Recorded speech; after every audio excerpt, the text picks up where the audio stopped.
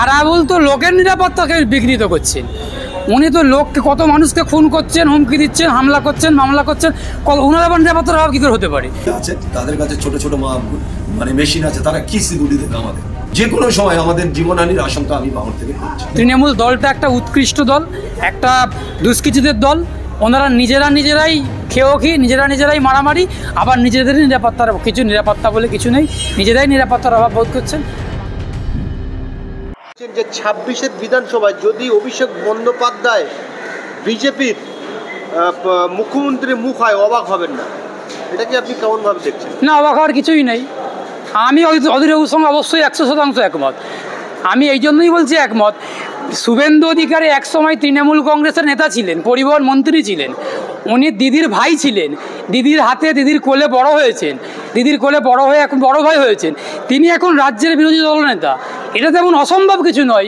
তৃণমূলের পেটে জন্ম নিয়ে শুভেন্দু অধিকারী এখন বিজেপির নেতা, এটা তেমন অসম্ভব নয়। তেমন তৃণমূলের গর্ভে জন্ম নিয়ে অভিষেক বন্দ্যোপাধ্যায় আগামী দিনে বিজেপির মুখ্যমন্ত্রী পদপ্রার্থী হবে, এটাও তেমন অসম্ভব নয়। আমি অধীর চৌধুরীর সঙ্গে 100% একমত। সেই জন্য কি অভিষেক বন্দ্যোপাধ্যায়কে ছেড়ে রেখেছে এখনো পর্যন্ত মনে হয়? অবশ্যই, আমরা তো দীর্ঘদিন ধরে বলে আসছি এটা গোপন বোঝাপড়া। আমরা বামপন্থীরা দীর্ঘদিন ধরে বলে আসছি গোপন বোঝাপড়ার ফল এগুলো। গোপন বোঝাপড়া আছে বলেই, এই একটা খুব ভালো সুসম্পর্ক আছে বলেই পিসিআর ভাইপো বাইরে আছে, বাকিরা সব জেলে আছে। চুনোপুটিদের কেন আমরা বলেছিলাম রাঘব বোয়ালদের ধরতে হবে, রাঘব বোয়াল পিসিআর ভাইপো, ওই রাঘব বোয়ালদেরকে ধরতেই হবে। আমরা দেখছি যে পশ্চিমবাংলায় 5টি রাজনৈতিক দল আছে, বাম, Congress, ISF, Trinamool, BJP. ISF নবাগত বাদ দিয়ে দিন। আমরা দেখলাম যে তৃণমূলের সঙ্গে একমাত্র বিজেপির একটা বোঝাপড়া আছে। যেমন 1998 সালে তৃণমূল যখন প্রথম গঠিত হয়, বিজেপির সঙ্গে জোট করেছিল। সেই জায়গায় বিজেপি সেই জায়গায় অভিষেক বন্দ্যোপাধ্যায়কে বলছেন অধীর চৌধুরীকে যে বিজেপির দালাল, আর অধীর চৌধুরী বলছেন যে খোকাবাবু বিজেপির দালাল। কার কথাটাকে আপনি প্রাধান্য দেবেন?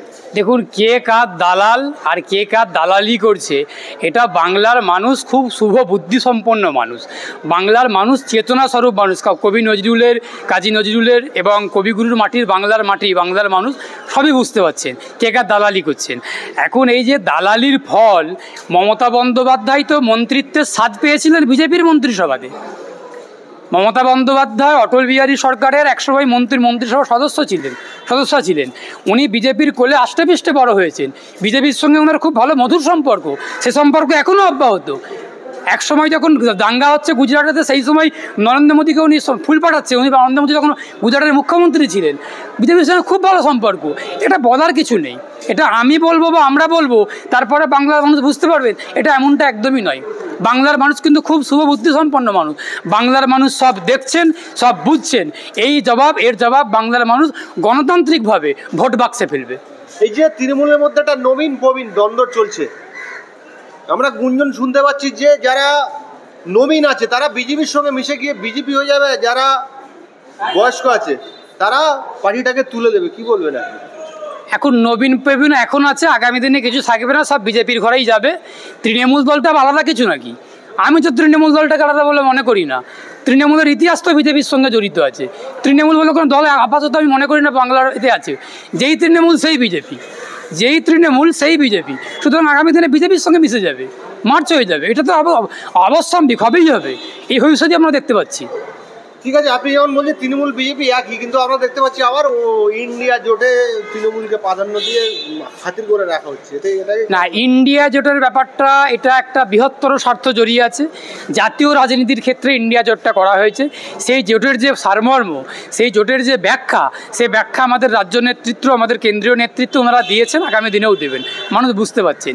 কিন্তু যেই তৃণমূল সেই যে বিজেপির সঙ্গে বাঁচার জন্য, শুধুমাত্র বাঁচার কৌশল নিয়ে, ভাইপোকে বাঁচানোর জন্য আর নিজে বাঁচার জন্য, এই পিসিআর ভাইপো বাঁচার জন্য এই যে গোপন বোঝাপড়া, গোপন ছলচাতুরি করছেন, এটা বুঝতে কারোর বাকি নেই। সবাই যে তৃণমূলের বিধায়ক মনোরঞ্জন ব্যাপারে আশঙ্কা প্রকাশ করছেন যে তার এলাকার যারা পঞ্চায়েতের, জেলা পরিষদের সদস্য আছে, তারা ওনাকে মেরে ফেলে দিতে পারে, এরকম প্রাণনাশের আশঙ্কা করছেন। কি বলবেন? তাহলে আপনারা এবার ভেবে দেখুন, দলটা তাহলে কীরকম কুখ্যাতদের দল। কুখ্যাত দুষ্কৃতীদের দল, একটা বিধায়ক, শাসক দলের বিধায়ক, যেই দল বর্তমানে রাজ্যের ক্ষমতায় আছেন, সেই দলের বিধায়ক নিজের নিরাপত্তার অভাব বোধ করছেন। আমরা দীর্ঘদিন ধরে বলে আসছি এই বাংলায় আইন শৃঙ্খলা নেই। আবার উনি বলছেন যে যতক্ষণ না নিরাপত্তা দেওয়া হবে উনি যাবে না। আমরা দীর্ঘদিন ধরে বলছি এই বাংলায় আইন শৃঙ্খলা নেই, আইন শৃঙ্খলার ক্রমে অবনতি হচ্ছে, বাংলার মানুষের নিরাপত্তা নেই, বাংলার আইনের অবস্থা খুব শোচনীয়। সেই কথাটা ওনার মুখে ফুটে উঠেছে। শাসক দলের বিধায়ক নিজে খোদ তিনি নিরাপত্তার অভাব বোধ করছেন। এর থেকে বলার আর কিছু লজ্জার কিছু নেই, কিচ্ছু লজ্জা নেই। পুলিশ মন্ত্রীর ভাবা দরকার, ওনার নেত্রীর ভাবা দরকার। অনেকে আবার এটাও বলেছে যে ওনার যে মানে যে নিরাপত্তা রক্ষী ছিল সেগুলোকে প্রত্যাহার করে নিয়েছে। উনি বলছেন যে যতদিন না আমার নিরাপত্তা দেখবে সরকার এবং রাজ্য সরকার ততক্ষণ আমি এই বিধানসভা এরিয়ায় যাব না। আমি একটা কথাই এই পরিপ্রেক্ষিতে বলবো, পুলিশ মন্ত্রী ব্যর্থ নিরাপত্তা দিতে। রাজ্যের মানুষের নিরাপত্তা যদি ওনারা তৃণমূল ছেড়েও দেয়, একটা বিধায়কের নিরাপত্তা নেই, বিধায়ক নিজে নিরাপত্তাহীনতায় ভুগছে। এর থেকে পরিষ্কার জলের মতো রাজ্যের আইন শৃঙ্খলার অবশিষ্ট কিছু নেই, পুরোটাই একদম রসাতলে চলে গেছে, ধূলিসাৎ হয়ে গেছে। পুলিশ মন্ত্রী মমতা বন্দ্যোপাধ্যায়ের অবিলম্বে পদত্যাগ করা উচিত, অবিলম্বে পদত্যাগ করে বাংলার মানুষকে মুক্তি দেওয়া উচিত। আমরা দেখতে পাচ্ছি ভাঙড় 2 পঞ্চায়েত সমিতির সদস্য আরাফুল ইসলাম, উনিও নিরাপত্তার অভাব বোধ করছে। কি বলবেন? যে কোনো সময় উনি বলছে আমার ওপরে আক্রমণ প্রাণ নাশ। আরাবুল তো লোকের নিরাপত্তাকে বিঘ্নিত করছেন। উনি তো লোককে, কত মানুষকে খুন করছেন, হুমকি দিচ্ছেন, হামলা করছেন, মামলা করছেন। ওনার আবার নিরাপত্তার অভাব কী করে হতে পারে? তাহলে ওই যে তৃণমূলের ভেতরে তো যেসব গল্প কাণ্ড কারখানাগুলো আছে, ওই যে আমি শুরুতেই বললাম, তৃণমূল দলটা একটা উৎকৃষ্ট দল, একটা দুষ্কৃতীদের দল। ওনারা নিজেরাই নিজেরাই মারামারি, আবার নিজেদের নিরাপত্তা বলে কিছু নেই, নিজেরাই নিরাপত্তার অভাব বোধ করছেন। বাংলার মানুষ বুঝতে পারছেন, বাংলার মানুষ দেখছেন। এদের দলটাকে নিয়ে না যত কম কথা বলবো তত ভালো। আমার নিজে থেকে এখন গা গুলাচ্ছে দলের কথা বলতে গিয়ে। যত কম কথা বলবো তত বেশি ভালো, মঙ্গল। বুঝতে পারছি। আমরা দেখছি যে বামফ্রন্টের ইনসাফ যাত্রা, দেখুন, বামেদের যুব সংগঠন ডিওএফআই, তাদের আগামী 7ই জানুয়ারি 2024 রবিবার দিন ব্রিগেডের সমাবেশ আছে।